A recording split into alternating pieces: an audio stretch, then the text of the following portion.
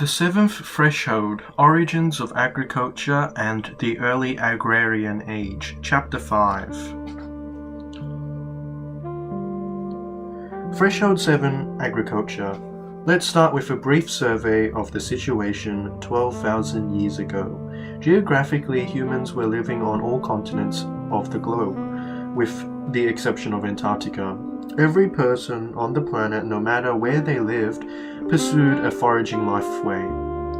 Although there were many different ways of doing this, as we saw in this previous chapter, human communities had invented a huge range of foraging technologies, specifically adapted to different environments, ranging from African savannas to the deserts of Australia, to the Arctic ice.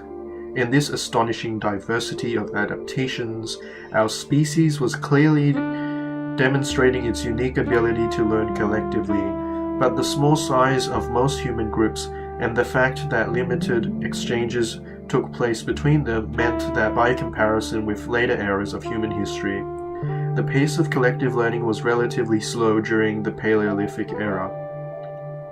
Then something changed. The archaeological record shows that from 12,000 to 100,000 years ago, new technologies began to appear in certain regions of the planet. These technologies gave humans access to more energy and resources. With more food and energy available, humans began to multiply more rapidly and to live in larger and denser communities with agrarian villages and even more complex communities called towns. These processes led to a new level of complexity in human societies. The adoption of agriculture was thus the first step in an economic and cultural revolution that utterly transformed human societies. One way of demonstrating this is by considering changes to population densities.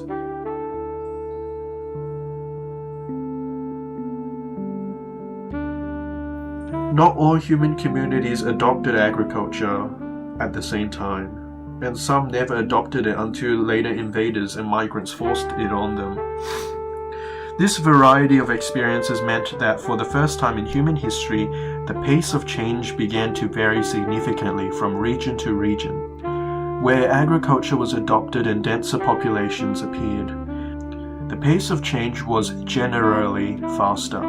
Where foraging remained the dominant life way and populations remained small and scattered, change generally occurred more slowly, although this is not to downplay the creative strategies foraging people continued to invent as they strove to manage wild resources. These different conditions meant, however, that different regions of the globe began to follow different historical trajectories. One way of understanding this is to think of the world 10,000 years ago as being divided into 4 different spatial regions or world zones: Afro-Eurasia, the Americas, Australasia, and the Pacific. Agriculture was adopted early in parts of Afro-Eurasia and a small region of Australasia, considerably later in some regions of the Americas and the Pacific, and hardly at all in most of Australasia. The impact of the timing and geography of the agricultural revolution on subsequent human history is one of the major questions this book considers. When dense farming communities appeared, the pace of collective learning began to accelerate.